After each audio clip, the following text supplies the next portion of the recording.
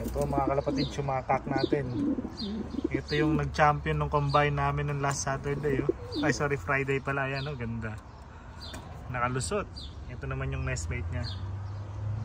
Pareho silang barako. Nawawala nga sa kondisyon yung mga natin mga players natin. Ayan, wala sa kondisyon na. Pwedeng magbenta ng polvo. Ayan. Pero ito yung yung tatlo dito, ilalaban natin sa 760 kilometers. So ito si 715, 16, 18, si 717.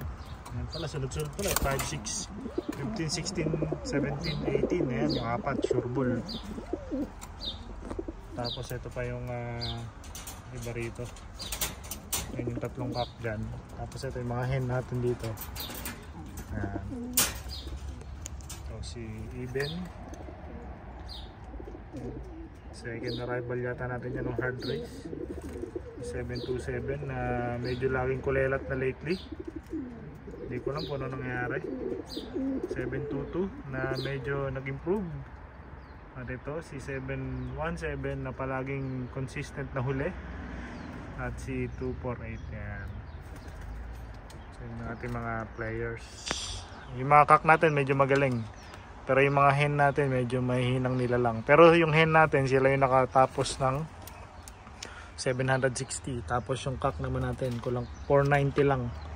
Kaya next Sages 760 ulit silang lahat. Tapos itong mga brown natin ito, 900 natin isasakay.